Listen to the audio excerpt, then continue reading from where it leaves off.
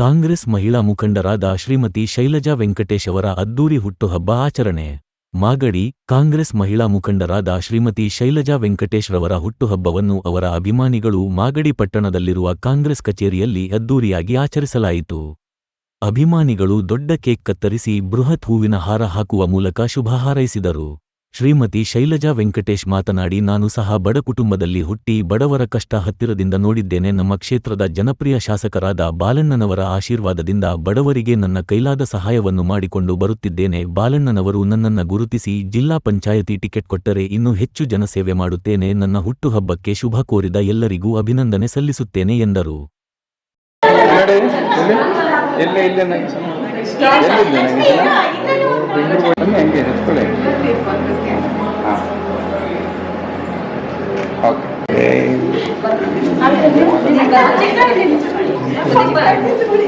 Okay ಇಲ್ಲ ಇಲ್ಲ ಕಾಣಿಸ್ತೀರ ನೋಡಿ.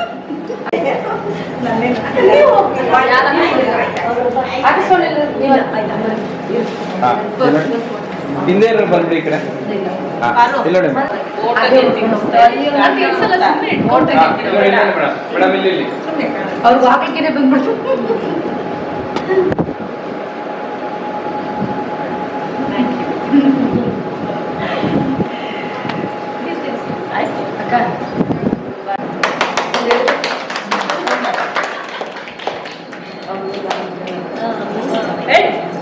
ಕಾಲಲ್ಲಿ ವಿಸ್ತಾರ ಮಾಡೋದು ಏನು ಮಾಡಲ್ಲ. ಆಮೇಲೆ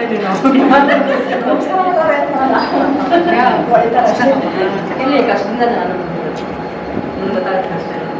ಅದಕ್ಕೆ ಹಂಗೆಲ್ಲ ಅಳಬಾರ್ದು. ಹತ್ರ ನಾನು ಏನು ಮಾಡಲ್ಲ. ಆಯ್ತು, ನಾವಿದ್ದೀವಲ್ವಾ, ಏನೇನು ಇದ್ರೆ ಫೋನ್ ಮಾಡು. ಅವ್ರು ಫೋನ್ ಮಾಡಿಸಿ ನನಗೆ ಕಾಲ್ ಮಾಡು. ನಾನು ಹೇಳ್ತೀನಿ, ಅಂಗಡಿಗೆ ಹೋಗಿ ಅದನ್ನು ನಮಗೆ ಅವಶ್ಯಕತೆ ಕೃಷ್ಣ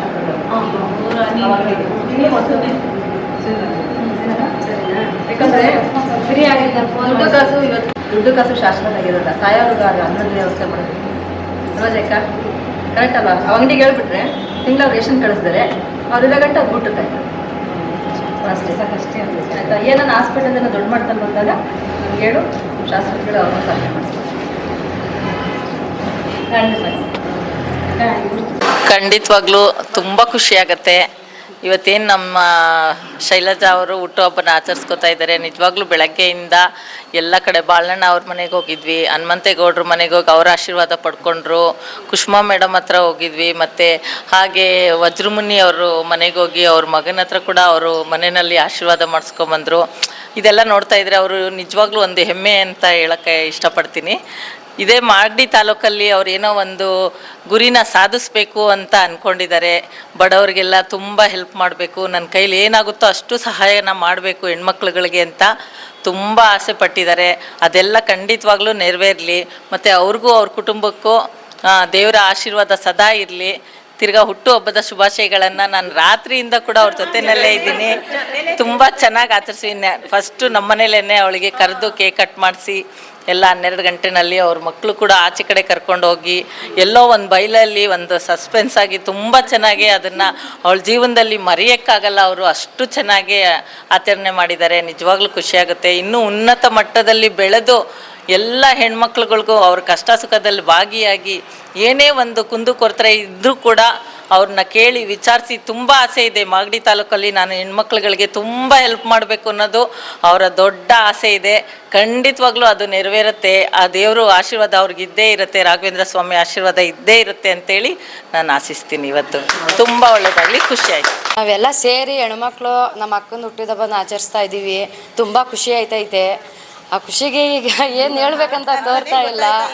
ಒಟ್ಟಲ್ಲಿ ಅವ್ರಿಗೆ ಇನ್ನೂ ಮುಂದೆ ಹೋಗೋಕ್ಕೆ ದಾರಿಯ ದೇವ್ರು ಬಿಟ್ಕೊಳ್ಳಿ, ಎಲ್ಲ ಚೆನ್ನಾಗಿರಲಿ, ಚೆನ್ನಾಗಾಗಲಿ. ಅವ್ರ ಕಾರ್ಯ ಎಲ್ಲ ಕೆಲಸ ಕಾರ್ಯ ಎಲ್ಲ ಚೆನ್ನಾಗಾಗಲಿ ಅಂತ ನಾವೆಲ್ಲ ದೇವ್ರ ಬೇಡ್ಕೋತೀವಿ.